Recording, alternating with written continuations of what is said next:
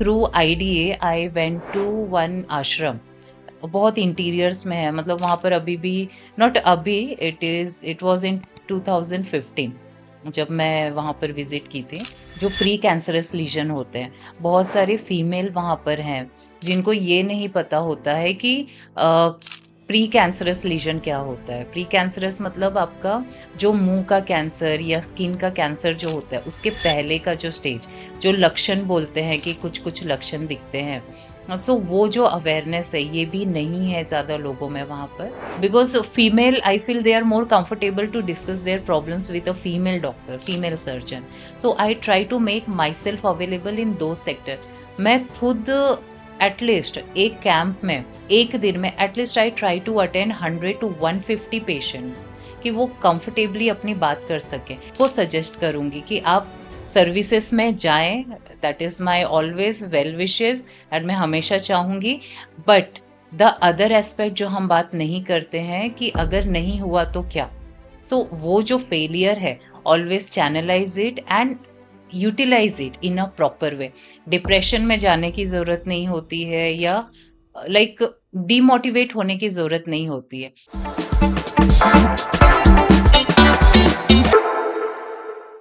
Good afternoon, ma'am. Good afternoon Again, Sharma, welcome to Let's Talk podcast. I thank would you. like to thank you that you join us. Yes, So, just I wanted to have a basic introduction about yourself, ma'am. What you do, या, what is your profession? Okay. Yeah. I'm Dr. Preeti Pandey, practicing in Mumbai and South Delhi. Okay. I'm a maxillofacial surgeon. Okay. Actually, it's a oral and maxillofacial surgeon. Okay. It's a master degree we do after BDS. Okay. So even after MBBS or BDS, we can go for MDS in oral and maxillofacial surgery. Okay. Basically, there is so many questions कि क्या होता है ये, and which field is this, because many students, many, even many doctors, Yes. they are not aware of this, जो Correct. upcoming doctors हैं, budding doctors.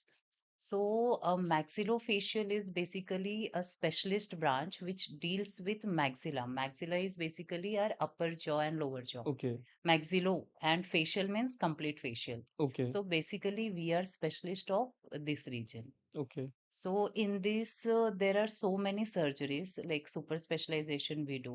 So, ma'am, what is the difference between a dermatologist and maxillofacial? Hmm. Can you elaborate with that? Yes, Yeah. a very good question Thank you, ma'am.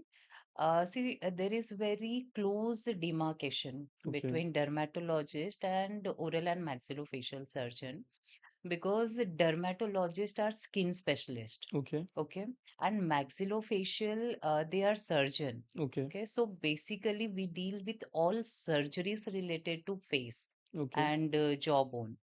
And apart from this, this TMJ joint, temporomandibular joint, Okay. we say, the joint which we can see here, just anterior to our ear. So basically, ये जो surgeries है, G. so these surgeries are done by maxillofacial surgeon. Okay. Plastic surgeons also they do, but Okay. mainly like we study in very deep about this, Okay. because before MDS, Okay. we also have knowledge of teeth. Correct. What we call is occlusion. And occlusion means the plane of our tip, मतलब जैसे जो balancing होती है। जी, जी। So we have knowledge of that, जिसके वजह से जिसका इम्पैक्ट जो है टीएमजे जॉइंट पर भी पड़ता है। Okay, and this like this are mainly deal with all maxillofacial okay surgeons. Ma'am, So ये main difference है, and dermatology is a different branch, okay, different specialization that includes all like skin infections, then all diseases related to skin. Okay. So this a, is the close demarcation. Okay ma'am, what are the similarities between dermatologist and maxillofacial? Like, there might be a procedure which done by a dermatologist and maxillofacial too, right? Yes. So what are the similarities? Similarities में हम ऐसा बोल सकते हैं, mainly जो है aesthetic and cosmetic surgeries like Botox, fillers, thread lifts, ये सब जो प्रोसीजर्स है, these Hmm. Are non surgical procedures, injectables. So those are done by dermatologist also and maxillofacial surgeons, but with proper training. Okay, so Okay. I will insist more on this. Until and unless you are properly trained, you have proper degree, you are not allowed to do these aesthetic procedures. Okay. So this thing is very common thing between dermatologist and maxillofacial surgeons. And apart from this, maxillofacial surgery, in that if we are doing super specialization means fellowship वगैरह होती है. So when we are doing in rhinoplasty like nose surgeries, so that is operated by maxillofacial surgeons. Then earlobe repair surgeries, बहुत बार आप लोगों ने देखा रहेगा कि कान के जो होल होते हैं, I mean where we wear earrings, तो वो बहुत बार हेवी इयरिंग्स की वजह से वो लाइन बड़ी हो जाती है. So that is called earlobe repair surgery. Okay. That is done by us. Then rhinoplasty हो गया, um, lip surgeries we call chiloplasty, and then orthognathic surgeries. Orthognathic surgeries basically क्या होता है कि जो जॉ सर्जरीज होता है, बहुत बार आप लोगों ने देखा रहेगा कि कुछ पेशेंट का जो ये लोअर जॉ होता है वो बहुत पीछे होता है. Hmm. Okay, Correct. पेशेंट का ऐसे बर्ड फेस अपीयरेंस होता है. Hmm. So in that case there is also functional problem and aesthetic problem. So Hmm. जो functional problem what we treat, मतलब पेशेंट को ब्रीदिंग डिफिकल्टी ना हो, चीविंग में, आई मीन स्वेलोइंग में डिफिकल्टी ना हो, so those surgeries are called orthognathic surgeries. Okay. उसमें हम क्या करते हैं, जॉ बोन को जो है आगे प्लेस कर देते हैं, या तो फिर किसी किसी केस में जॉ, लोअर जॉ जो है वो बहुत आगे होता है, तो we do surgery, orthognathic surgery, and we place it posteriorly. Okay. So ये हो गया फंक्शनल. एंड जब हम एस्थेटिक पर कंसंट्रेट करते हैं, एस्थेटिक मतलब कैसे हो जाता है कि हमने अब जैसे ये पीछे किया बोन, अब Yes. यहाँ पेशेंट का जो स्वेलोइंग डिफिकल्टी था, Hmm. ब्रीदिंग डिफिकल्टी था, या स्पीच में जो डिफिकल्टी था, Yes. That we are correcting. Okay. But meanwhile अब जैसे स्कार रह गया, okay, and apart from this, जो लाइन होती है, लाइन इन द सेंस जो फेस का प्रॉपर एंगुलेशन होता है, when we are taking care of those things, so that comes under aesthetic okay. surgery. सबसे पहले ये बताएँ कि आपके पर्सनल जर्नी को आप कैसे डिस्क्राइब करेंगे? Okay, so well, see, first of all, I'm born and brought up in Mumbai, जी, and born to very middle class family. Okay, But जब मेरी schooling हुई, admission हुआ, so there were few challenges I used to face being a girl child. Okay, So my parents were the one to push me, to support me. उनको ऐसा था कि daughter को कैसे भी उनको कॉन्वेंट में पढ़ाना है, and like to grow up like that way. So वहां से मेरी स्टार्ट हुई है journey. And then since childhood I am always thankful to my principal ma'am. So very strong and very powerful lady. हमें childhood से she use to put in our mind, okay, Mrs Kanti Prasad ma'am, कि जी, like हमारा जो education है that is not just butter, bread and butter. Yes, it is not only for that, it is also to contribute to society. तो वहां से हमारी शुरुआत हुई है. And then like since childhood मेरे दिल में हमेशा से ये था कि I want to do something for society, something for country. So definitely मेरा लाइक ऐसा वे नहीं था कि मैं हमेशा से ब्यूरोक्रेट्स बनूं, या लाइक आईएएस आईपीएस बन के ही मैं कंट्री को सर्व कर सकती हूँ. जी, it was not like that. But हाँ, ये था कि कुछ ऐसी चीजें करूँ जो जहाँ पर ज़रूरत है, and I am trying to reach there. No doubt हमारी गवर्नमेंट बहुत वर्क कर रही है to reach till there, okay, and they are doing, definitely they are doing. जो आज से 10 years पहले जो सिनेरियो था, now it is far more better. So then I completed my schooling from Navi Mumbai only, then my junior college from here, then I gave Maharashtra CET. उस time पे I mean 2009-10 में Maharashtra CET होता था. So through state rank I got in ACPM medical college. Okay, so वहाँ पर मेरा graduation हुआ, completed my BDS over there. Then I completed my internship from Terna medical college. After internship, then I started working with Lions Club. I was the first person to start the maxillofacial and oral wing in Airoli, Airoli Navi Mumbai. So Lions Club, then I also worked with KJ Somaiya Trust. This journey I started from my internship only. Okay, Hmm. Just tell me about your family background member ma'am. See, my family, as I told you, from very middle class family and very simple family. मेरे parents को बस इतना था कि लड़की है पढ़नी चाहिए ओके, एंड लड़की है ये कुछ तो करनी चाहिए। मतलब ओके, ऐसा करना चाहिए कि जो लोगों के लिए एक मिसाल भी बने एंड अपार्ट फ्रॉम दिस लोगों की उस तरीके से हेल्प भी करें। हेल्प इन द सेंस ऐसा नहीं है कि मैं किसी को फूड दे रही हूँ या किसी को क्लोथिंग दे रही हूँ, नो डाउट जहाँ पॉसिबल है जो है I am trying to do that. But हमेशा ये ट्राई करती हूँ कि उन लोगों को अपलिफ्ट करने के लिए जिनको बहुत ज़रूरत है। ओके, ज़रूरत इन द सेंस मोटिवेशन। अगर मैं खुद कुछ हूँ, तो मैं सामने वाले को मोटिवेट कर सकती हूँ, बट अगर मैं खुद कुछ नहीं हूँ, तो मैं सामने वाले को सिर्फ लेक्चर नहीं दे सकती। करेक्ट, सो वहाँ पर मेरे पेरेंट्स ने बहुत मेजर रोल प्ले किया है। My mother, my sister, my brother, my father, they okay, always pushed me and now my husband and my in-laws. So okay. They are very very supporting जिसकी वजह से like I am standing here. Ma'am आपके hobbies क्या थे? Okay. So well मेरी जो hobbies हैं since childhood I always love to travel and I am always a solo traveller.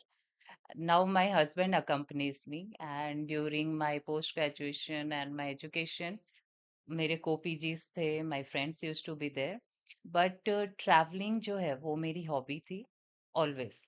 and apart from this और भी चीजें हैं like listening to music, then meditation I could say that was my one hobby since childhood।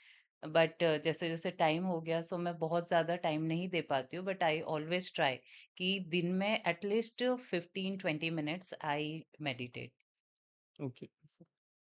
आपका medical education के दौरान का experience कैसा था ma'am? During your masters, during your dental? Yes, first of all I thank to a government जो हमारा education system रखा है। आई मीन हमारे जो मास्टर्स का रख I mean during our masters so we have to attend few postings. Postings मतलब कैसे होती है कि like we get train in few very renowned hospital in India. जैसे जीएसआर हॉस्पिटल हैदराबाद हुआ, Rajiv Gandhi cancer hospital Delhi, then we used to get few of our postings and workshops in AIMS New Delhi, then SIPS hospital Lucknow। so ये hospitals में क्या हुआ like I got very good exposure जो ground level reality होती है like in hospital I was posted in one of the hospital in Lucknow। there I got to see few acid attack cases। this was in 2018 during my second year of my post graduation। So that patient couldn't survive, even though we tried a lot.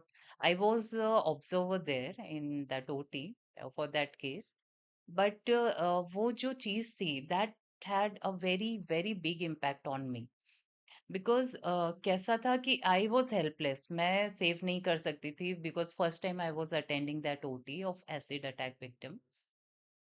सो वहां से मुझे हमेशा मतलब हमेशा से ये चीज था कि मैं क्या करूं कि ये चीजें हालांकि these are all legal things.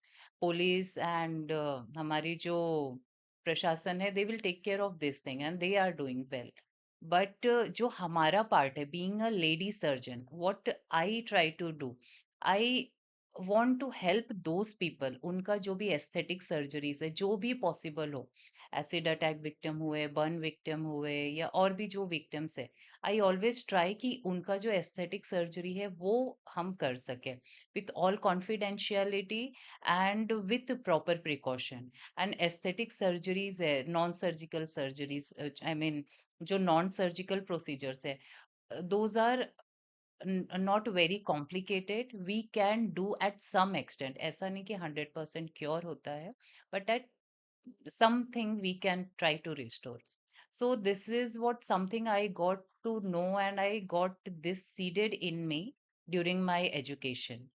And जो पोस्टिंग्स होते थे इंटीरियर्स में जो होते थे वगैरह, सो वहां पर मुझे ग्राउंड लेवल रियलिटी और वन टू वन हुआ।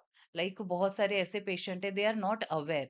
अब जैसे फेस पे स्कार मार्क है, they are not aware of this thing much कि इसे कैसे ट्रीट कर सकते हैं, क्या हो सकता है। उनको बस इतना पता है कि ये हो गया तो हो गया, अब ये नहीं जाएगा ज़िंदगी भर। देन उसके अलावा मिथ होते हैं कि अब जैसे कुछ बच्चे बॉर्न हों जिनको क्लेफ्ट लिप होता है, क्लेफ्ट पैलेट होता है।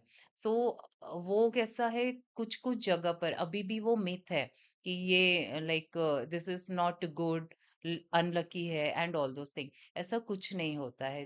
This patients, this child we can treat. इसमें हाँ, मल्टीपल सर्जरीज़ लगते हैं, स्टेज वाइज़ जो सर्जरी स्टार्ट होती है फ्रॉम 6 मंथ्स ऑनवर्ड्स। तो स्टेज वाइज़ ये सर्जरीज़ होती है and this is absolutely treatable. So this is something I bring to your notice कि ये जो क्लेफ्ट लिप पैलेट केसेस है या और भी जो केसेस है जिसमें जॉ आपका जॉ बहुत पीछे रहता है। सो ये कोई मिथ आई मीन कोई अनलकी या ऐसी चीजें नहीं होती है।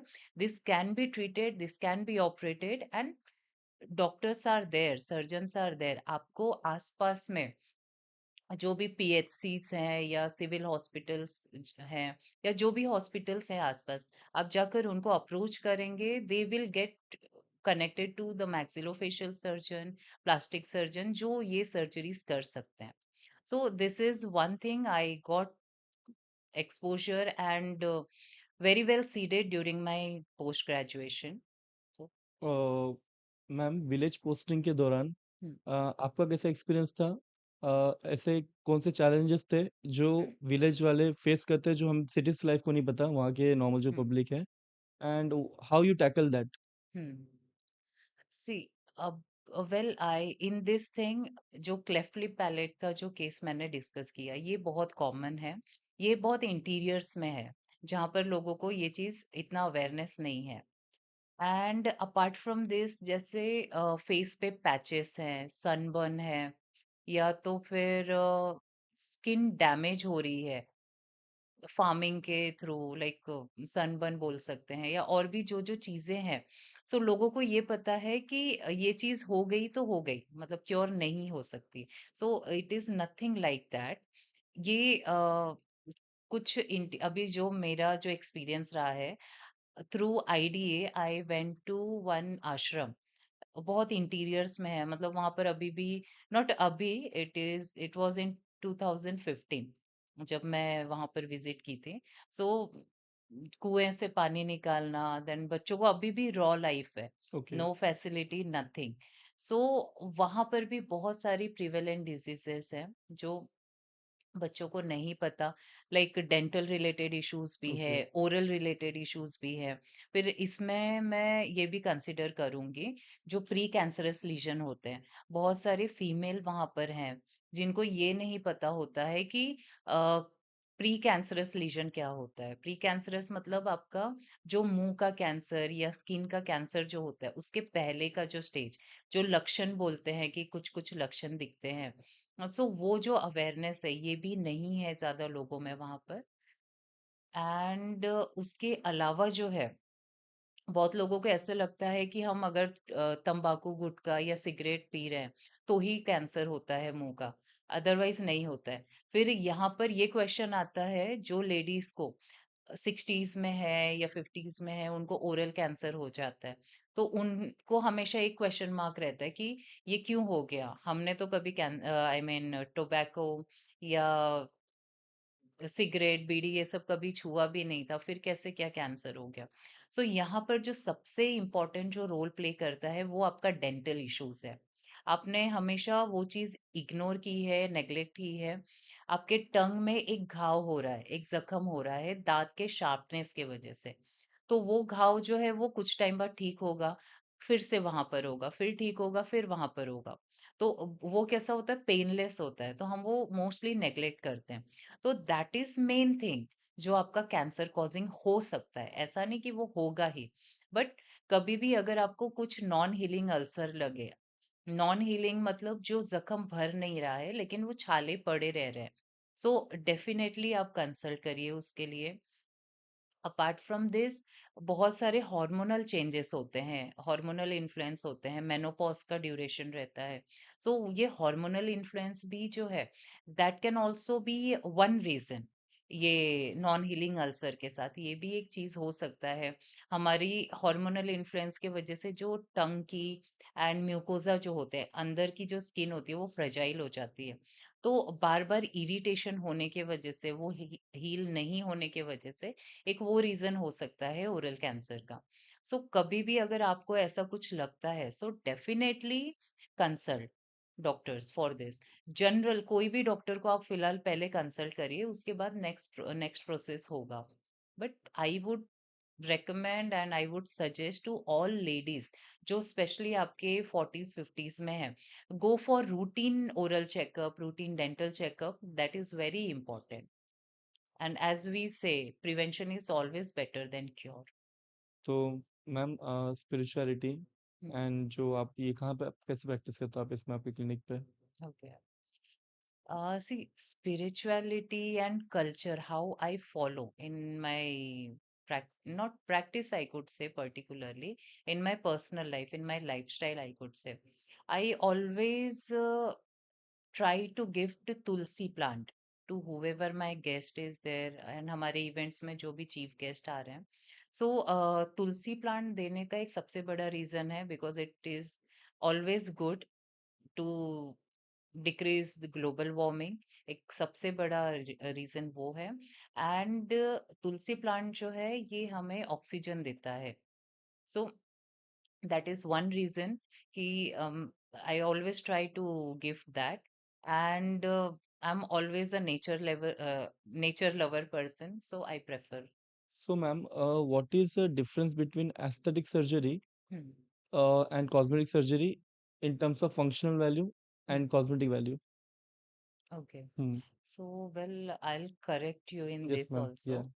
also. See, aesthetic and cosmetic surgeries are same. Aesthetic is a medical term, and functional restoration is a different aspect. And aesthetic surgeries are different aspect. मैं एक एग्जांपल देती हूँ। For example cleft lip and palate cases. अब हमें यहाँ पर कैसा है, जो न्यूबॉर्न बेबी हैं जिनमें अगर क्लेफ्ट लिप है एंड क्लेफ्ट पैलेट है, तो इस केस में क्या होता है, आपका जो ओरल एंड नेजल्स है, मतलब जो नॉस्ट्रिल एरिया है एंड आपका ओरल पार्ट जो है, तो दैट इज कनेक्टेड। अब जो न्यूबॉर्न बेबी है वो फीडिंग नहीं कर सकता है बिकॉज वो जो भी फीडिंग करेगा and it will go in his nostril, Okay. His और हर नॉस्ट्रिल्स। सो रेस्टोरिंग दैट, हम उस टाइम पे क्लेफ्ट पैलेट नहीं ऑपरेट करते हैं फर्स्ट इसमें, वी गिव ऑब्चुरेटर और अदर थिंग्स। क्लेफ्ट लिप हम पहले रिपेयर करते हैं so that patient at least feeding कर सके। So restoring this part, that is called functional Okay. Surgery. मतलब जो हमें फंक्शनल जो रेस्टोर करना है, that is called functional thing. And जब पेशेंट ग्रो होगा, जैसे जैसे Hmm. बढ़ेगा, सो ये जो निशान होते हैं, स्कार होते हैं, वो और प्रिवेलेंट होते हैं। Correct. जो मेल पेशेंट होते हैं बहुत बार उनमें क्या होता है, यहाँ के जो हेयर्स हैं Mm-hmm. वो हेयर फॉलिकल्स नहीं होते हैं, Okay. जिसकी वजह से Hmm. उनका इतना पोर्शन पकड़ लो या तो फिर ऑलमोस्ट जितने एरिया में ऑपरेट किया है, इफ इट इज बाइलैटरल, तो उनके जो है मुस्टैचेस यहाँ पर दिखेंगे बट यहाँ पर पूरा एम्प्टी दिखेगा। ये मेल में हुआ, फीमेल में ये और ज़्यादा प्रिवेलेंट रहेगा। सो ये जो लुक्स के लिए हम करेंगे, that is aesthetic and cosmetic surgery. I hope this is clear. Functional हमें इसलिए ज़रूरी है कि पेशेंट फीड कर सके, खाना खा सके। एंड एस्थेटिक सर्जरी जो है इसलिए इम्पोर्टेंट है कि वो कॉन्फिडेंस, सबसे पहली चीज़ कॉन्फिडेंस Yes, अफेक्ट ma'am. करती है। So that is what we restore aesthetically. Okay. Ma'am ये राइनोप्लास्टी क्या होता है? Yes. See, rhinoplasty, at present, there are two surgeries. Sorry, one is non-surgical aspect and one is surgical aspect. जो surgical aspect है उसमें हम क्या करते हैं, जैसे बहुत बार ये नेजल सेप्टम जो है हमारा, ये जो बोन है, सो वो ऐसा डिविएटेड रहता है, या तो फिर जो अंदर का जो कार्टिलेज होता है, नेजल कार्टिलेज, वो स्लाइटली डिविएटेड है, या नोज बल्बस है, या एक्स वाई जेड आपकी इन जनरल नोज आपका प्रॉपर नहीं दिख रहा है। So in that case the surgeries which we do, that is called rhinoplasty. And हम कुछ एस्पेक्ट जो है हम नॉन सर्जिकली, जैसे इंजेक्टेबल्स होते हैं, फिलर्स, डर्मल फिलर्स वगैरह हैं, so we can correct with that Okay. Also. So rhinoplasty is basically surgeries related to our nose. Okay. क्या ये सबको कराना चाहिए या जिसको प्रॉब्लम होती है ब्रीदिंग का उसी को कराना चाहिए? क्योंकि nowadays actress are doing the same. हुँ, किसी को नोज़ छोटा कराना है, किसी को एक एस्थेटिक लुक के लिए चाहिए होता है। हुँ। तो क्या है मतलब मैम? देखिए, इसमें मैं ये बोलूँगी कि ये पेशेंट्स का पर्सनल व्यू है। Okay, aesthetic surgeries are always by will. जब आपको करना है, आपको चेंजेस अपने फेस में स्ट्रक्चर्स आपको चेंजेस करना है, तो that is like patient can go for that. And functionally जो है वो इम्पोर्टेंट है। अगर आपको nasal I mean breathing difficulty है, तो आपको तब बहुत ज़्यादा मैंडेटरी है वो करना। एंड बाकी जो लुक्स के लिए करना है, so that is like on patients will. Okay, so it is not compulsion कि ओके, सबको करना ही है ये सर्जरी। ऐसा नहीं ओके, होता है। जिन्हें रिक्वायर्ड है, जिन्हें अपना लुक्स एनहांस करना है, they can go for it. Okay ma'am. Ma'am what is otoplasty? हाँ, सी अभी otoplasty is medical term. So basically otoplasty it is related to ear surgeries. अब इसमें आपका जो पिना है वो उससे रिलेटेड, पिना मीन्स आपका जो एक्सटर्नल ईयर होता है, इससे रिलेटेड जो सर्जरीज हैं। फिर जो मैंने ईयर लोब सर्जरीज जो बताई थी, कि जो जहाँ हम इयरिंग्स पहनते हैं तो वो होल बहुत बार बड़ा हो जाता है because of wearing heavy earrings वगैरह। मेरे पास कुछ ऐसे भी केसेस आते हैं कि जो बच्चे खेलते टाइम वो खींच लिए, एंड लाइक जैसे यस, बाली वगैरह डाले एंड फिर खींच लिए तो वो पूरा टीयर हो गया। ओके, सो ऐसे भी केसेस आते हैं। So what surgeries we do related to are external ear, जो हम अंदर करते हैं, that is ENT specialisation. They do this surgeries. But जो हम ये करते हैं बाहर की जो surgeries, I mean external ear जो हम रिपेयर करते हैं, that is otoplasty. Ma'am otoplasty के केसेस आप कितना देखते हो? How often you founding cases like that in your clinic? See otoplasty के केसेस ऐसा पर्टिकुलर नहीं है कि ऑटोप्लास्टी के ही रहते हैं। अब जैसे कुछ बर्न पेशेंट्स हैं, सो उनमें जैसे ये पोर्शन बर्न हुआ है, so along with cheek region we repair this, I mean we take care of all this portion. So separately ज्यादा करके तो ईयरलोब रिपेयर सर्जरीज होते हैं। फ्यू केसेस एक ऐसे भी होते हैं जो एक्सीडेंटल हैं, जैसे आरटीए वगैरह है, तो उसमें आपका जो एक्सटर्नल ईयर है, कभी ये कट हो गया है, या लाइक ये सारे जो केसेस हैं, सो ऐसा पर्टिकुलर मैं नहीं बोल सकती हूँ कि ओके, हाँ ये मतलब इस टाइप के ही केसेस होते हैं।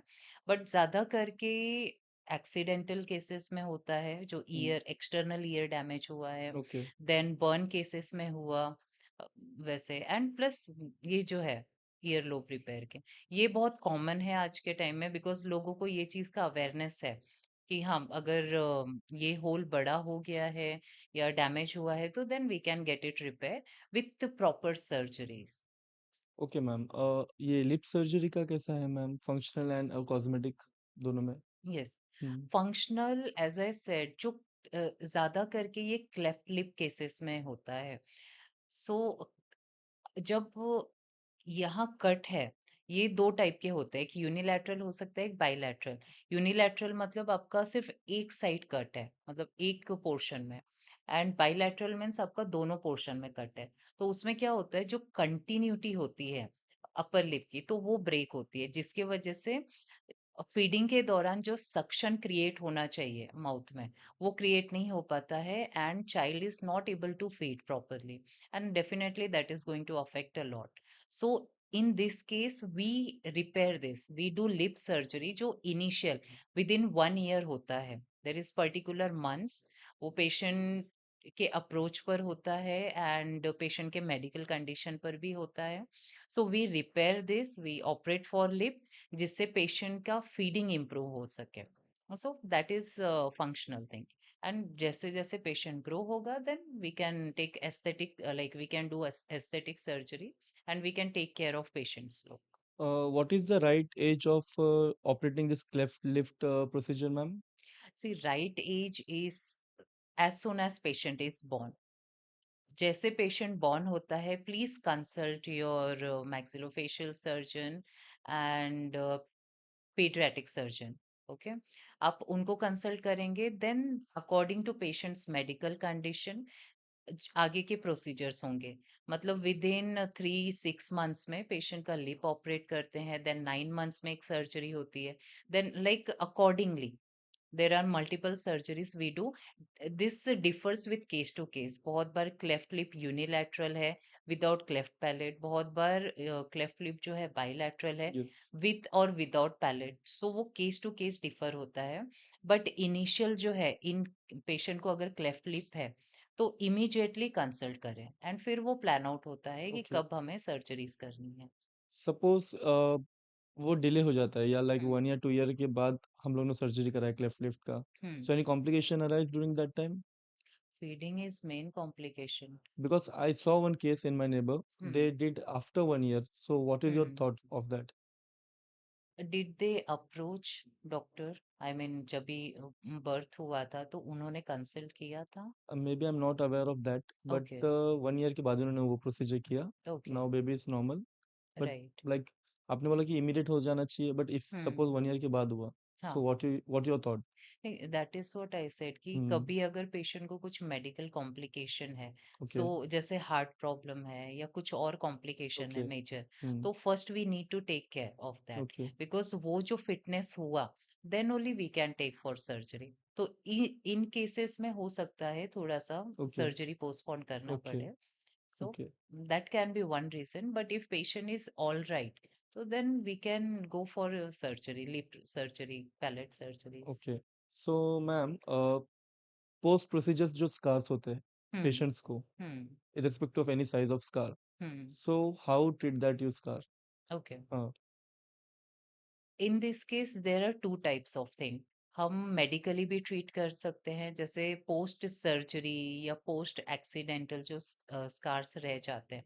ऐसा जरूरी नहीं कि बहुत बार आपके जो स्कार्स है बहुत डीप हो, बहुत बार होता है सुपरफिशियल भी है। जो सुपरफिशियल स्कार है that can be treated with ointments and medications. And जो डीप स्कार्स होते हैं, so that we can do with surgeries also. Surgically, we can repair and we can treat that scar. Still, I won't say कि 100% वो जाएगा। हल्का निशान रहता है as per my experience. But हाँ, ये है कि जो आपका बहुत ज्यादा अगली दिखता है that scar, that can be treated this treatment will be painful or like easy to under go? local anesthesia Like, can you say the procedure, like how hmm, we supposed to treat that? for surgical scar. Any topical creams are there, I Hmm. believe. Yes there depend, that is what I said कि कितना deep है वो Okay, scar. अगर okay, ज्यादा deep है तो then we can go like we can do under local anaesthesia. And superficial है तो we can treat with ointments and medicines. And for medicines we don't need anaesthesia. okay. For superficial scars, hmm what is the content of cream supposed to have, irrespective of any brand? Can you hmm tell me that any patient can use that for a superficial scar? No need to go to doctor. No, see in this case I will say patient to consult there Okay, doctor. so any molecule you have, like what content supposed to have that cream? See, जो surface anesthesia which we Mm-hmm. use, it contains prelocaine and lidocaine. Okay, But as I told, always consult your doctor because patient can be allergic to correct. this composition. So, for example, prilocaine के लिए होते हैं बहुत बार allergy. So, in this case, we can substitute it. So that is why there is importance of patch test. So whenever you consult your doctor, so वो always patch test करते हैं if you are undergoing for the first time. So Uh, Suppose a patient facing that scar, to whom the patient can approach, maxillofacial surgeon, dermat, or general physician. See for surgical scar, if it is on face, ऐसा मैं नहीं बोलूंगी कि particular doctor को ही approach करना चाहिए। आप आपके आसपास जो भी जनरल फिजिशियन है या हॉस्पिटल्स में जो भी आरएमओज हैं, आप उनको जाकर अप्रोच करिए। They will guide you according to the availability of specialist. So ये केस जो है प्लास्टिक सर्जन्स भी कर सकते हैं, मैक्सिलोफेशियल सर्जन्स भी कर सकते हैं, डर्मैट भी कर सकते हैं, ईएनटी सर्जन्स भी कर सकते हैं। सो आई वोंट से कि पर्टिकुलरली कि यही स्पेशलिस्ट के पास आपको जाना चाहिए। बस हाँ, जो प्रॉपरली आप डिग्री एक बार देख लीजिए कि doctor is MS, MD and which specialisation. So आप अप्रोच कर अ, सकते हैं। ओके। ऑर्थोगैनेटिक सर्जरी क्या होता है मैम? हुँ। सी ऑर्थोग्नाथिक ये जो है this is medical term, so थोड़ा-सा डिफिकल्ट होता है for common public to understand. Ortho means any surgery related to bone. So and gnathic means our jaw, जो हमारा अपर जॉ होता है, ये वाले jaws and lower jaw.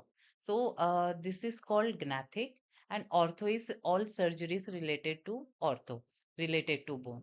So in this case आपने बहुत बार देखा होगा, बहुत बार आपने देखा होगा कि अपर जॉ है वो बहुत पीछे है या फिर बहुत आगे है, जो हमारा फोरहेड के रेफरेंस में, और लोअर जॉ जो है वो बहुत आगे है या पीछे है in reference to our forehead. So in this case we operate for jaws, मतलब हम इसे सर्जरी करके पीछे कर सकते हैं, आगे कर सकते हैं। सो ये जो सर्जरीज हैं, दिस इज ऑर्थोग्नाथिक सर्जरी। अब इसमें जो है बहुत बार ऐसा होता है कि पेशेंट के जो एंटीरियर टीथ होते हैं वो बहुत शार्प एंड ऐसे पूरा ये रहते हैं, प्रोट्रूडेड रहते हैं एंड बहुत प्रोमिनेंट रहते हैं। सो क्यों इम्पोर्टेंट है यहाँ पर ऑर्थोग्नाथिक सर्जरी का? बिकॉज अगर डेंटल प्रॉब्लम नहीं है तो सर्जरी के द्वारा इसे हम ट्रीट करना बहुत जरूरी है, because this is very prone for accident. आप कभी एक्सीडेंटली अगर ऐसे मुंह के बल गिरते हैं तो आपका ये जो पोर्शन है, ये टीथ जो है वो फर्स्ट डैमेज होगा, जो बहुत कॉमन है, हमारे पास बहुत केसेस रहते हैं इसके। अदरवाइज कुछ ऐसे भी केस हैं कि टीथ जो है वो सीधा नेजल बोन में जाकर, अंदर सीधा जाकर पियर्स किया है। So here this is very important कि अगर आपका अपर jaw, I mean upper teeth जो है एंटीरियर, आगे के दांत जो बहुत ज्यादा प्रोक्लाइन है, बहुत ज्यादा प्रोमिनेंट है, तो आप डेफिनेटली आपके जो आसपास के डेंटिस्ट को कंसल्ट करिए या जनरल फिजिशियन को कंसल्ट करिए, वो आपको प्रॉपरली गाइड करेंगे कि इसके स्पेशलिस्ट कौन होते हैं। ऑर्थोडोंटिस्ट होते हैं ज़्यादा करके इसके स्पेशलिस्ट, जो ब्रेसेस का वगैरह ट्रीट करते हैं। एंड अगर ब्रेसेस से नहीं ट्रीट होता है तो definitely then will have to go for orthognathic surgery. Okay, so ma'am ये ऑर्थोगैनेटिक जो ये प्रॉब्लम है, ये बाय बर्थ होता है या कभी एक्सीडेंटल भी हो सकता है? कैसे कॉजेज़ होते हैं इसके मैम? सी ये जब हमारी ग्रोथ होती है, सो ग्रोथ के दौरान ये चीजें चालू होती है। सो आपका जब जो दूध के दांत बोलते हैं हुँ, हुँ, डेसिडियस टीथ, तो डेसिडियस टीथ से जब परमानेंट टीथ में ट्रांजिशन होता है, हुँ, सो उस टाइम पे आपका जो है ये परमानेंट टीथ हुँ, वो उस अकॉर्डिंग ग्रो होता है। So right age is around 12 to 13 years and before that also, but not before 10 years, क्योंकि आपका नॉर्मल जो मिक्स डेंटिशन हुँ, है हुँ, या आपका जो प्रॉपर ग्रोथ है परमानेंट टीथ का, okay. That is about 10 years only. I so have one confusion, ma'am. Hmm If a patient met with a accident, okay, hmm so if their jawline is, somewhere here and there, हाँ, so will that operation call that orthognathic surgery, or by birth only we are calling that orthognathic surgery? See by accident you're saying. Hmm. See accident में जो होता है that is like complete damage. Okay. So उसमें हमें orthognathic surgery नहीं बोलते हैं। Okay. In that that is restoration. Patient का जॉ जो पोजीशन में था, we try to restore that with plating. So that is different thing. और ऑर्थोग्नाथिक जो होता है वो बाय बर्थ होता है। बाय बर्थ भी नहीं, जैसे जैसे पेशेंट का जॉ ग्रोथ होता है, डेंटिशन ग्रो होता है, तो उस अकॉर्डिंग जॉ अपना बढ़ता है। कभी कभी अपर जॉ जो है वो ज्यादा आगे हो जाता है, लोअर जॉ पीछे हो जाता है। सो एंड कभी कभी लोअर जॉ आगे हो जाता है, अपर जॉ पीछे लगता है। सो ये जो सर्जरीज है that is orthognathic. Ma'am, can you tell me about the TMJ cases? Yes. See basically what is TMJ? अभी बहुत बार पेशेंट्स हमारे पास आते हैं कि हमें ये पोर्शन में बहुत पेन हो रहा है। सो दे कंसिडर कि दाँत के वजह से हो सकता है। बहुत बार थर्ड मोलर जो है वो इम्पैक्टेड होता है, मतलब that is with in bone, वो बाहर से दिखता नहीं है, तो उसका भी पेन हो सकता है, या तो फिर कान से रिलेटेड पेन हो सकता है। सो बहुत बार पेशेंट हमारे पास इसलिए आते हैं, बट उनका ना ही डेंटल प्रॉब्लम होता है, ना ही ईयर प्रॉब्लम होता है, बट स्टिल पेशेंट को पेन है। So that can also be due to temporomandibular joint, मतलब जो हमारा यहाँ का जो जॉइंट है, this joint we can correlate with our knee joint, मतलब जैसे हमारे घुटनों में जो जॉइंट्स होता है, सो वो वैसा ही जॉइंट यहाँ पर भी है हमारा। सो बहुत बार इससे रिलेटेड भी पेन हो सकता है। सो कभी आपको अगर लग रहा है कि यहाँ पर हमें पेन लग रहा है ज्यादा, so you can consult any of your doctor and they will guide you to the specialist of this. So please. Okay, so what are non-smoker precancerous oral conditions like precancerous condition? Can you elaborate about that? See non smoker, अभी हमें ये बहुत अच्छे से पता है जो smoking कर रहे हैं, टोबैको खा रहे हैं, तंबाकू, गुटखा, पान, बीड़ी, मसाला, ये सब जो खाते हैं, so they are more prone for oral cancer, ये हमें पता है। कुछ लोग ऐसे भी हैं जिन्होंने कभी ये सब खाया नहीं, कुछ भी नहीं हुआ, स्टिल उन्हें कैंसर हुआ है। सो इसका जो मेन एक रीजन हो सकता है कि दैट इज इग्नोरेंस।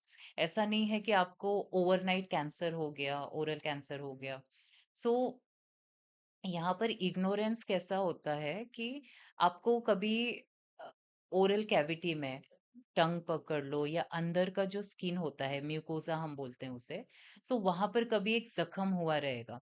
सो आपने वो जख्म पेनफुल नहीं है बिल्कुल भी, इसके लिए हमने ध्यान नहीं दिया, हम इग्नोर किए, एंड बहुत बार अंदर साइड है अगर, तो हमें पता भी नहीं चलता है बहुत बार। तो वो जो इग्नोरेंस होता है, that can also lead to a pre cancerous lesion. Pre cancerous lesion में क्या होता है, कैंसर होने के पहले का जो स्टेज होता है, that is called pre cancerous lesion. In this case आपको रूटीन ओरल कैविटी चेकअप, जो हम डेंटल चेकअप भी बोल सकते हैं, वो बहुत ज्यादा इम्पोर्टेंट है। कभी भी छोटा सा भी कुछ आपको जख्म लग रहा है ओरल कैविटी में, तो definitely go and get it check by your dentist और oral surgeon. That is very important. So आप इस केस में जो है, इनिशियल लेवल पर आप ट्रीट कर सकते हैं। There are medication. ऐसा ज़रूरी नहीं कि आपको छाले हो गए हैं तो आपको डायरेक्टली सर्जरी के लिए ही जाना होता है। पहले उसका बायोप्सी करते हैं। बायोप्सी में क्या होता है, छोटा पोर्शन हम लेकर उसको जांच के लिए भेजते हैं, लैब में चेकअप के लिए भेजते हैं। तो वो उससे हमें कंफर्म हो सकता है कि ये आपका ज़रूरी है सर्जरी करना, या बिना सर्जरी के भी हम इसे ट्रीट कर सकते हैं। हम्म, मैम आप ट्रांसप्लांट करते हो लाइक हेयर बियर्ड? हाँ। Yes, in our hospital, we have proper team of plastic surgeon, dermatologist, and maxillofacial surgeon, and anesthetics with the general physician. Hair transplant मैं ये सजेस्ट करूंगी कि आप प्रॉपर जो हेयर ट्रांसप्लांट सर्जन होते हैं, आप उन्हीं से कराएं, because this is matter of your safety, your life, and to prevent any kind of complication। जो प्रॉपर प्रोसीजर होता है फॉर हेयर ट्रांसप्लांट, आप एक बार कोई भी आपके एरिया में, आपके आसपास के हॉस्पिटल में, plastic surgeons, dermatologist, maxillofacial surgeons, जो भी ये अवेलेबल है, आप उनको कंसल्ट करिए। देन आपको जनरल फिजिशियन से फिटनेस लेनी होती है, that you are not hypertensive, you are not diabetic, and even if you are, then it can be control, it can be treated. एक बार आपके वो लेवल्स नॉर्मल होते हैं, then we take for a hair transplant. And यहाँ जो है हमें एनेस्थेटिक्स की भी ज़रूरत पड़ती है, ताकि आपके फिजिकल मेडिकल कंडीशन के according we can inject you local anaesthesia, because these are very long procedures. So hair transplant आप जब भी प्लान आउट कर रहे हैं, तो go with the proper procedure, because this is a matter of your life. And apart from this, beard transplant भी होता है। बहुत बार आप लोगों ने मेल पेशेंट देखा होगा, उनके पैची हेयर्स होते हैं बियर्ड में, मतलब अगर जैसे ये पोर्शन में हेयर्स हैं, तो मेनली दिस रीजन, यहाँ पर आपके हेयर्स नहीं होंगे, या दिस रीजन यहाँ पर हेयर्स नहीं रहेंगे। So in this case we can do beard transplant.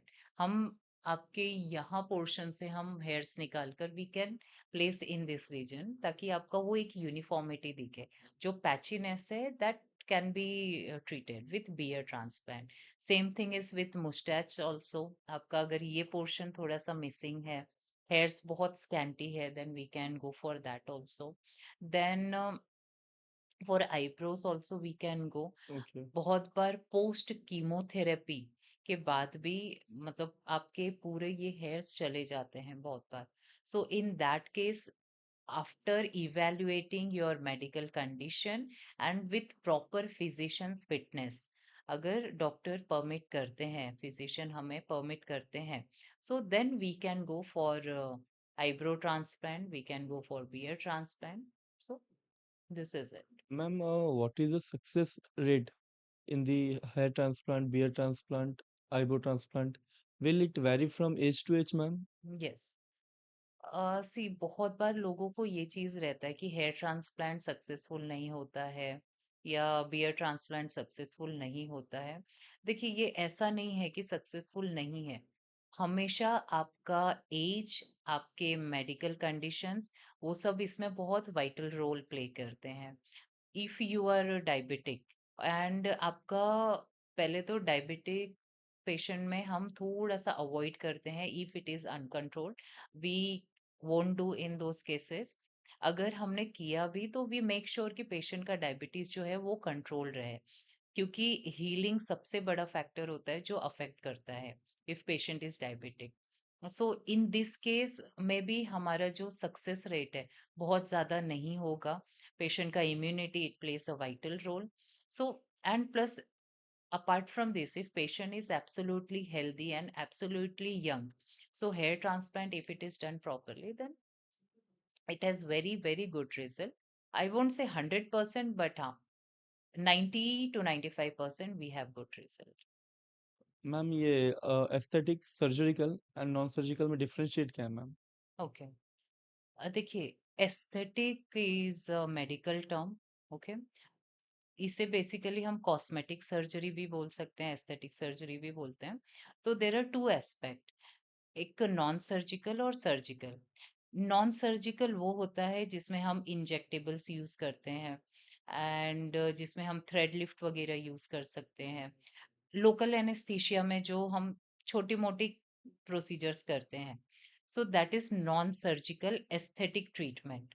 Okay, and aesthetic surgery में क्या होता है, जिसमें हम पूरा जनरल एनेस्थीसिया में जो हम सर्जरीज करते हैं, ऐसा जरूरी नहीं कि हर सर्जरी जो है जनरल एनेस्थीसिया में ही हो।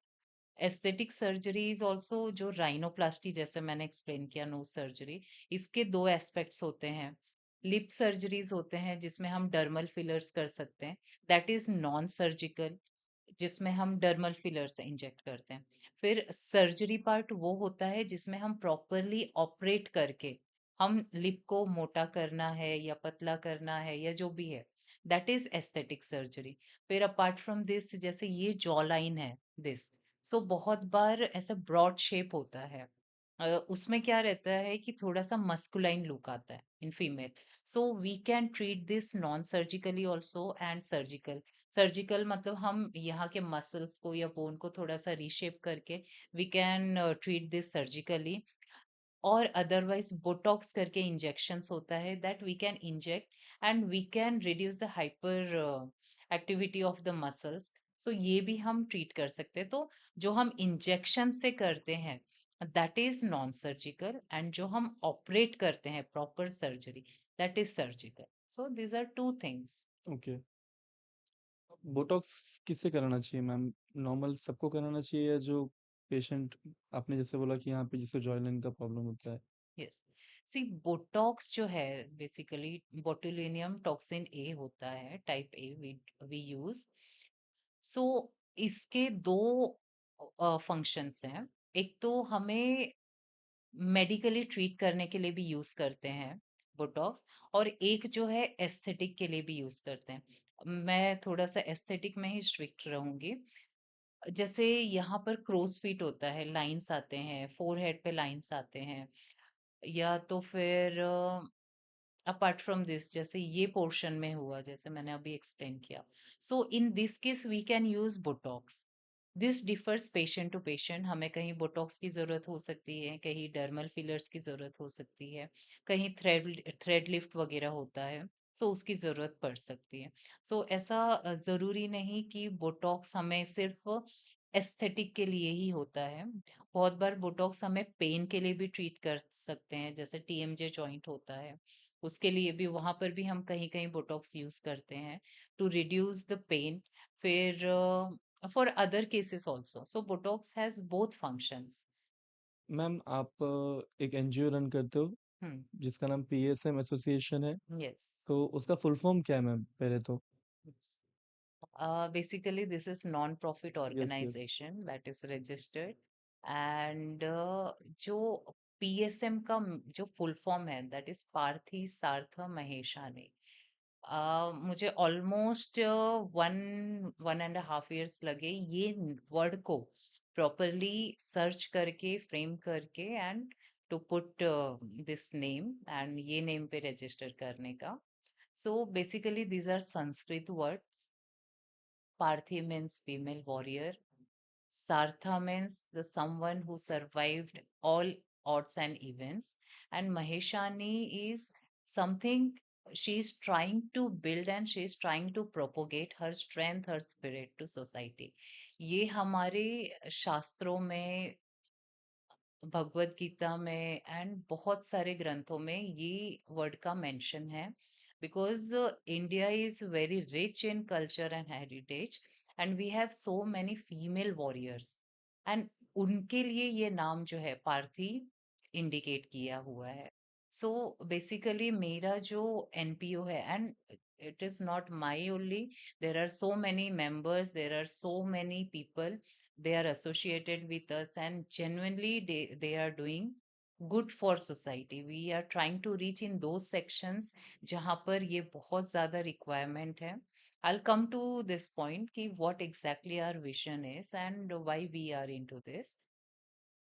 सो मेनली जो हमारा फुल फॉर्म है पार्थी सार्थ महेशानी, ये जो है this is for that one lady जिसने अपने जिंदगी में बहुत सारे संघर्ष देखे हैं, एंड वो बहुत सारे ऑड्स एंड इवन्स को निकल करके she is standing strong, and still she is trying to support everyone, still she is trying to tell everyone that nothing can stop you, nothing can hurdle you, except if you stop yourself. So my main motive behind this PSM is to support and to bring those female जिन्हें बहुत ज्यादा जरूरत भी है, and जो actually बहुत बार untold and ये सब संघर्षों से जूझ रही हैं, बट कभी वो बता नहीं सक रही हैं। तो बेसिकली मैं उन लोगों को ये सपोर्ट करना चाहती हूँ, and I want to tell them there is some organization जहाँ पर आप अप्रोच कर सकती हैं, जहाँ पर आप अपने आप को बता सकती हैं, चाहे एस्थेटिक सर्जरी के फॉर्म में हो, चाहे मोटिवेशन के फॉर्म में हो, चाहे एम्पावरिंग फॉर्म में हो। So good ma'am. This is the basic idea behind our association. Ma'am ये पीएसएम का विजन, मिशन, ऑब्जेक्टिव क्या है? यस। सो हमारा जो being a female maxillofacial surgeon, मेरा जो मेन मोटिव है पीएसएम का is to work and support those ladies जो एस्थेटिक सर्जरीज है, कॉस्मेटिक सर्जरी जो है। सो मेनली मेरे पास ऐसे बहुत पेशेंट्स होते हैं जो डोमेस्टिक वायलेंस सरवाइव किए हैं, एंड कुछ एसिड अटैक्स? आई थिंक मैं ये पर्टिकुलर नेम नहीं लेती हूँ, नहीं नाम मत। रेप विक्टिम या नहीं नहीं नहीं, डोमेस्टिक वायलेंस ऐसा। कॉन्फिडेंशियल। सो हमारे एनपीओ में बहुत सारे ऐसे भी पेशेंट्स आते हैं जो लाइक जिनका फेस डैमेज है, XYZ बहुत सारे रीज़न के वजह से हो सकता है। बट वो सोशली अपने आप को प्रेज़ेंट नहीं कर पाती हैं, बिकॉज़ उनको एक वो डर रहता है कि उनकी कॉन्फिडेंशियलिटी रिलीज़ हो जाएगी, लोगों को पता चलेगा, what they will think, society कैसे ट्रीट करेगी। बहुत सारे ऐसे लोग हैं, ऐसी लेडीज़ हैं, एंड इंटीरियर्स में भी बहुत सारे ऐसे लोग हैं। देन जिन्होंने कुछ क्राइम्स जो है वो उन्होंने सस्टेन किया है। सो ऐसी जो लेडीज हैं, I try to help them to restore their aesthetic surgery. Aesthetic surgeries वो होती है जो आपको इमरजेंसी नहीं है, that is cosmetic surgery. Aesthetic surgery वो आप when you are mentally prepared, जब आप वो कराना चाहते हैं। सो ये जो ऑर्गेनाइजेशन है, बेसिकली हम उन लेडीज के लिए कर रहे हैं जिनको एस्थेटिक सर्जरी की ज़रूरत है, बट वो अपनी कॉन्फिडेंशियलिटी रिलीज़ नहीं करना चाहती हैं, and they are in need of this surgeries. So basically ये एक मोटिव है, plus women empowerment. Currently India में as per my knowledge 18% contribution है फीमेल का in our GDP. But according to few studies, अगर हम प्रॉपरली इसमें और फोकस करते हैं एंड एम्पावर करते हैं, so this can contribute and this can increase more than 30%। सो एक ये भी मेरा कोशिश रहता है कि जो वो लेडीज हैं जो होम मेकर है and they are doing very well in this, so उनके लिए भी कि वो कुछ भी अगर करें, and at least they are empowered, they are motivated to do this. चाहे आप किसी भी सेक्टर में करें, कोई भी आप काम करें। So this is also one motive of PSM for empowering women. And then motivation कि आप अकेले नहीं हैं, we are all there with you. हमारी गवर्नमेंट बहुत कोशिश कर रही है and they are doing well to support this ladies and support this women. Government ने बहुत सारी योजना निकाले हैं, बहुत सारे स्कीम्स निकाले हैं जो हमारी फीमेल को अपलिफ्ट करते हैं। एंड हमारा एक ये छोटा सा कंट्रीब्यूशन है, छोटा सा सपोर्ट है, जो हम चाहते हैं कि बिकॉज हम ग्राउंड लेवल पे वर्क कर रहे हैं, so we know we meet so many female, we meet so many patients. so this is our one motive to motivate them okay. and to empower them. Ma'am आपके PSM में doctors भी member हैं या कोई और भी segment मतलब कोई और प्रोफेशन के भी मेंबर इसमें इंक्लूड होंगे, राइट? यस, जो हमारे बोर्ड मेंबर्स हैं, सो हमारे बोर्ड मेंबर्स में I am having my retired IG sir from UP, UP police. Then I am having few social worker, female social worker, जिन्होंने बहुत सालों से वो कोशिश कर रही हैं उन सेक्टर को अपलिफ्ट करने का। जैसे कुछ लेडीज हैं जो घर में ऑयल बनाती हैं, या कुछ हर्ब्स बनाती हैं वो इकट्ठा करके, तो उनको एक प्रॉपर चैनल में उनको मार्केट में लाना एंड उनको लाइक सपोर्ट करना। सो सोशल वर्कर है हमारी जो मैम है, Mrs Sanjana Srivastava ma'am from Noida. I am very thankful to that lady. उन्होंने, she is also one of my inspiration. Uh, उन्होंने मुझे कुछ ऐसी लेडीज से मिलवाया है जो होम मेकर है and widow, I am sorry for that, and अकेली lady, she is preparing that hair oil जो हर्ब से बनाती हैं, एंड वो लोकल लेवल पर जो है उसे लाइक 50 रुपीज, 100 रुपीज या 500 रुपीज, जैसे भी वो दे सकती हैं। So she is doing that. So हम ऐसी जो लेडीज हैं उनको हम सपोर्ट करते हैं टू गेट लिफ्ट देम, उन्हें मोटिवेट करते हैं कि like how they can increase in their work. So social worker है, then we have few retired Indian navy officer also with us, जो हमें प्रॉपरली गाइड करते हैं व्हाट वी कैन डू। हमारे जो बोर्ड मेंबर्स हैं, सो ज्यादा करके उसमें जो सोशल वर्कर हैं एंड जो रिटायर्ड ऑफिसर्स हैं फ्रॉम इंडियन गवर्नमेंट, सो वो लोग हैं जो हमें प्रॉपरली गाइड करते हैं, ताकि कहीं भी कोई मैनिपुलेशन ना हो, कहीं भी कुछ प्रॉब्लम या कॉम्प्लिकेशंस वैसे ना हो। एंड अपार्ट फ्रॉम दिस, जो हमारे गवर्निंग मेंबर्स हैं, दे आर दोज मेंबर्स जो ग्राउंड लेवल पे वर्क कर रहे हैं, and they are very like very kind and very supportive. So good.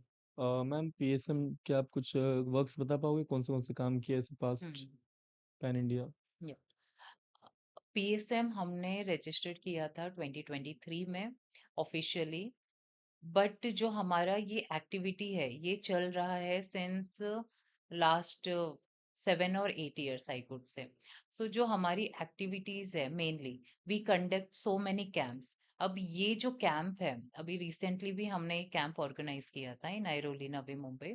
So basically ये जो कैंप्स का मोटिव होता है, जैसे स्मॉल-स्मॉल सेक्टर्स हैं, like for example currently cervical cancer हुआ, ब्रेस्ट कैंसर हुआ। सो इसकी जो अवेयरनेस है, लोगों में एक डर रहता है कि अगर हम जनरल चेकअप के लिए जाएँगे, जैसे इसका जो एक लैब टेस्ट होता है pap smear for cervical cancer, for detecting that. तो बहुत बार लेडीज़ को ये डर रहता है, फैमिलीज़ को, कि हमने चेकअप कराया और कुछ निकल गया तो क्या होगा? बट मेरा ये कोशिश है टू स्प्रेड दिस अवेयरनेस कि आप अगर इनिशियल लेवल पर ये टेस्ट करवाते हैं और ये चेकअप रूटीनली करवाते हैं, जैसे ब्रेस्ट एग्जामिनेशन हुआ। सो एक गांठ जो होती है, एक नॉन कैंसरस होती है और एक कैंसरस होती है। सो इनिशियल लेवल पर हम ये डिटेक्ट कर सकते हैं। सो इसका जो अवेयरनेस है, अब डिटेक्शन और आगे की जो प्रोसीजर है ये हम लैब में करेंगे। जो पहला चीज़ होता है दैट इज़ अवेयरनेस, जो हम 1 टू 1 हम कोशिश करते हैं उनको बताने की, उनको समझाने की, ये कैंप्स के द्वारा। This is very sensitive topic.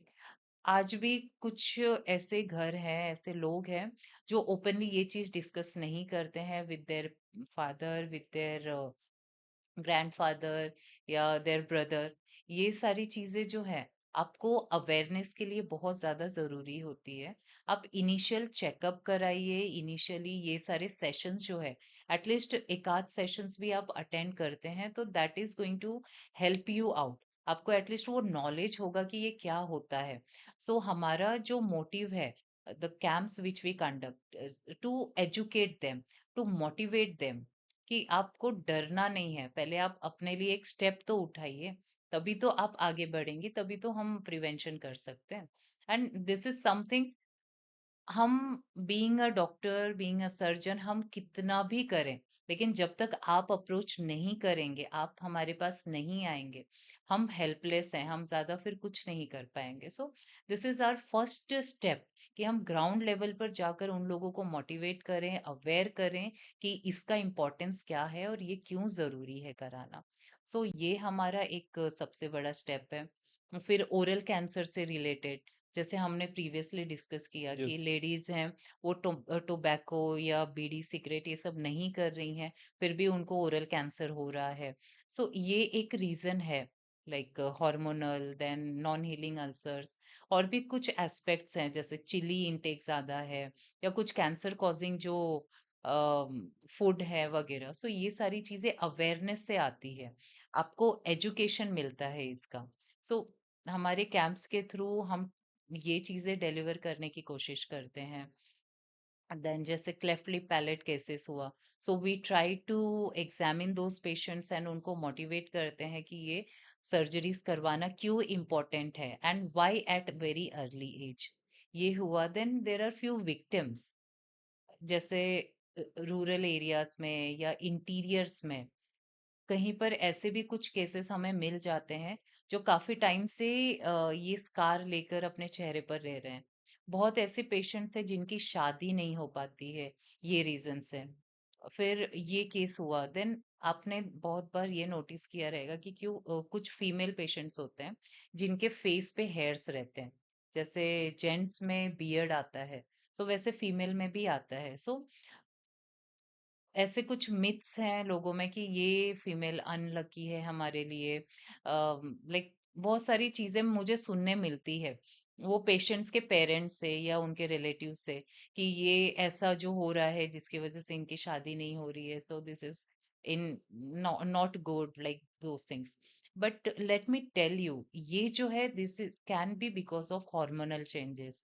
Female में बहुत हार्मोनल अप्स एंड डाउन्स होते हैं। सो उसका जो है ये एक बहुत बड़ा रीजन है।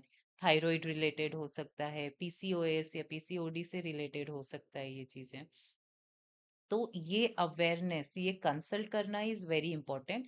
एंड प्रॉपर लेजर ट्रीटमेंट से this can be treated.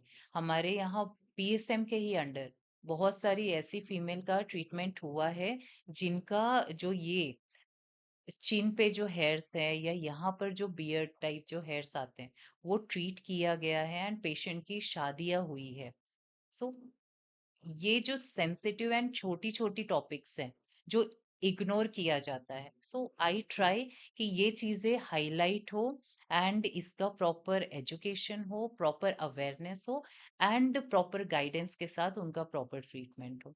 So PSM का ये एक बहुत बड़ा मोटिव है, विजन है to treat so many people. Apart from ma'am health sector, you're contributing for like burn cases, acid attack cases, and early diagnostic cases.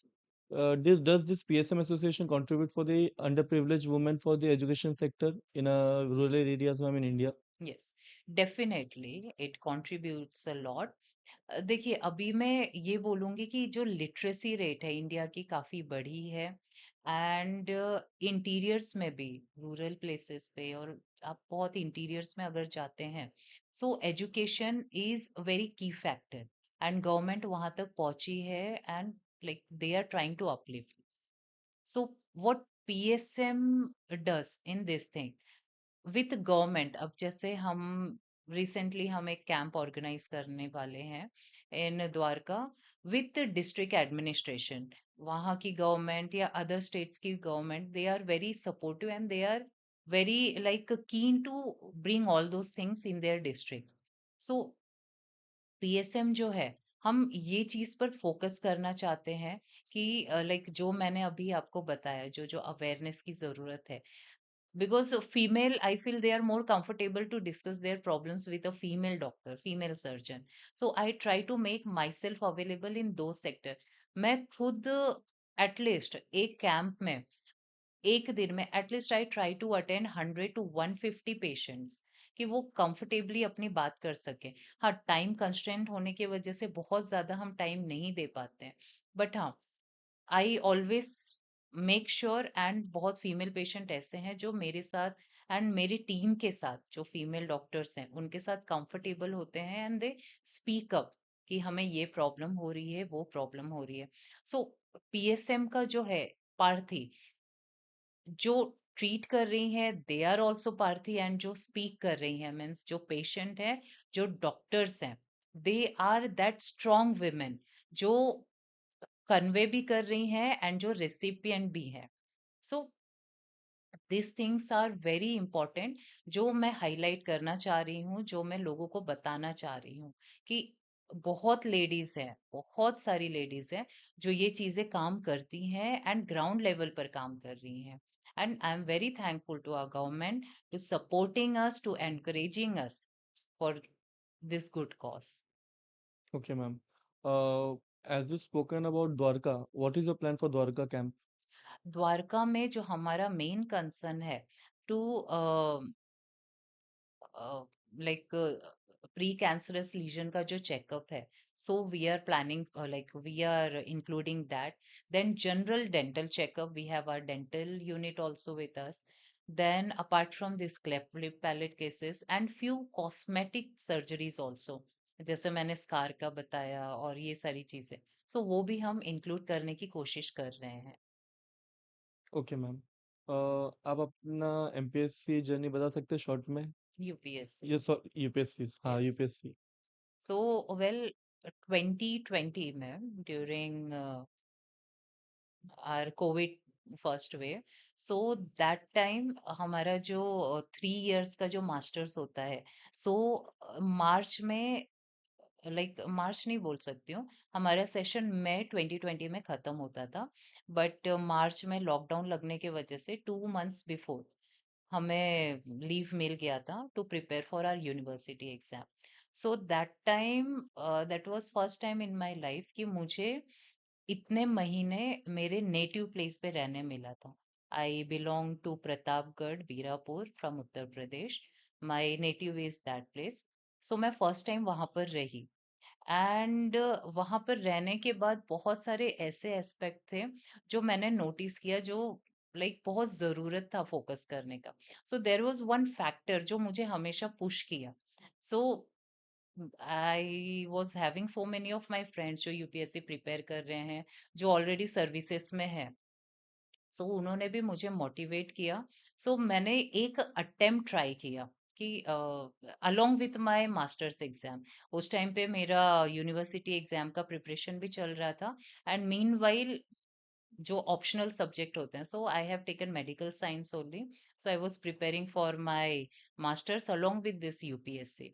सो मुझे ऐसा नहीं था कि यूपीएससी क्रैक करके मुझे आईएएस आईपीएस या अदर सर्विसेज में ही जाना है, but the beauty of this UPSC I want to highlight कि जो ये it is not just exam, this is something which shapes you. आपका जो वे ऑफ थिंकिंग है, जो एक पर्सपेक्टिव है, it helps you to build up that and to bring that in a writing form. जो मेंस का answer writing होता है, सो जितना मैंने प्रैक्टिस किया, मुझे जो मैं अपने आसपास जो-जो एस्पेक्ट्स देखती थी, फीमेल से रिलेटेड या जो भी चीज़ें इम्पोर्टेंट थी हाइलाइट करना, आई यूज्ड टू थिंक कि इसका हम क्या कर सकते हैं? How we can we bring a small change in this? So UPSC preparation का जो एक ब्यूटी था, ये बहुत बड़ा मेजर रोल प्ले किया था ओके, मेरे लाइफ में कि मैं जैसे अगर मैं सर्विसेज में नहीं हूँ, तो मैं कैसे कंट्रीब्यूट कर सकती हूँ? एक लोगों में ये भी रहता है कि जो कर सकते हैं हम यूपीएससी करके, क्रैक करके सर्विसेज में आने के बाद ही कर सकते हैं। जो यूपीएससी एस्पिरेंट्स हैं, मैं उनको ये भी चीज़ सजेस्ट करना चाहूँगी कि लाइफ में ज़रूरी नहीं कि हमेशा हमें सक्सेस ही मिलेगा। अगर हमें फेलियर मिलता है, सबसे बड़ा इम्पोर्टेंट है कि हम वो फेलियर को चैनलाइज़ करके हाउ वी प्रोसीड। हमारा मोटिव तो एक है ना, to serve our country. It is not always mandatory कि हम आईएएस आईपीएस या आईआरएस हम बनकर ही लोगों को सर्व कर सकते हैं। आप जो भी फील्ड में है, जो भी पोजीशन पर है, always there is a way and always there is a will to work for country, to serve to country. आप आर्मी में जाओ, नेवी में जाओ या किसी भी फील्ड में जाओ, indirectly you are serving to your country. आप चाहे टीचर हो, आप चाहे डॉक्टर हो, आप चाहे इंजीनियर हो, या आप कोई भी प्रोफेशन में हो। I always suggest all UPSC aspirants also, मैंने भी यूपीएससी एग्जाम दिया है, बट मैं उस मोटिव से नहीं दी थी कि मेरे दिमाग में हमेशा एक क्वेश्चन था कि ऑप्शन ए ये है, ऑप्शन बी ये है। व्हाट इफ अगर मैं यूपीएससी क्रैक नहीं करती? I always have that option B. जो एक प्लान होता है, वो हमेशा था। End of the day my destiny, what I want to do is to serve our country. So doctor बन के, सर्जन बन के, एस्थेटिक या जो भी सर्जरी मैं करती हूँ, प्रैक्टिस करती हूँ, मैं उसे कंट्री के लिए कैसे यूज कर सकती हूँ, एंड उसके प्रोज एंड कॉन्स क्या है, एडवांटेज डिसएडवांटेज एडवांटेज क्या है, how I can join with government sectors, then मैं वो स्कीम्स को कैसे इम्प्लीमेंट करने में हेल्प कर सकती हूँ या लोगों को कैसे अवेयरनेस दे सकती हूँ। ये हमारा जो यूपीएससी का जो मेंस होता है, वो प्रिपरेशन के दौरान I came to know. So this is very beautiful journey. मैं लाइफ में सबको सजेस्ट करूंगी कि आप सर्विसेज में जाएं। That is my always well wishes, and मैं हमेशा चाहूंगी। बट द अदर एस्पेक्ट जो हम बात नहीं करते हैं कि अगर नहीं हुआ तो क्या। वो जो फेलियर है, always channelize it and utilize it in a proper way. Depression में जाने की जरूरत नहीं होती है, या लाइक डीमोटिवेट होने की जरूरत नहीं होती है।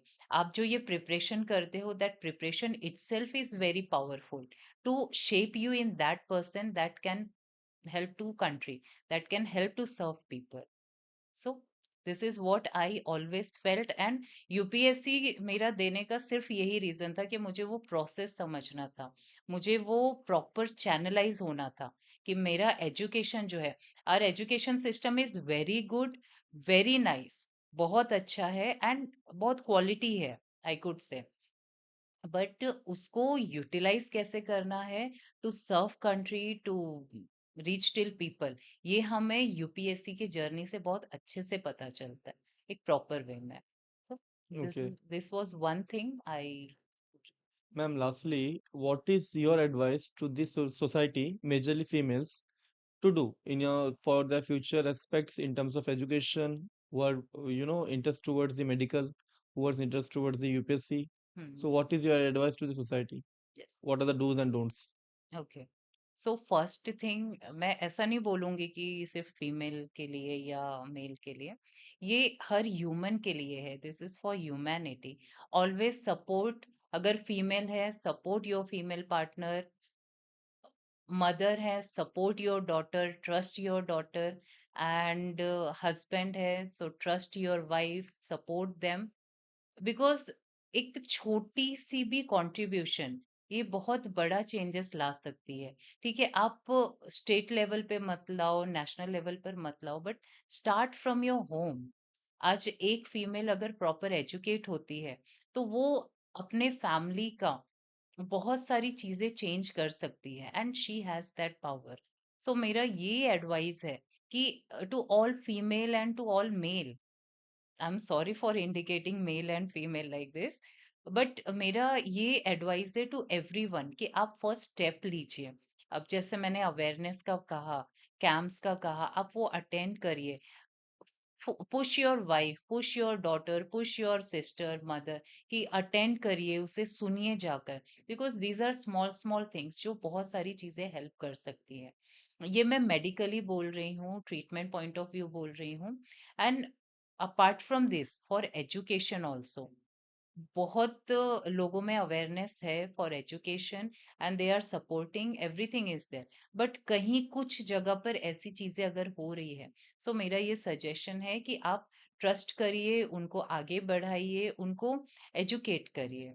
So this is what I suggest, and this is what I want to convey to society, because I am from that middle class family, being a daughter of a taxi driver. My father was a taxi driver in Mumbai, and but he always encouraged us, me and my sister, कि आप कभी भी किसी भी जगह पर कम नहीं हो, your determination, your will, it should be that powerful, it should be that strong, कि this will take you to some height where you can support others, where you can help to grow together. So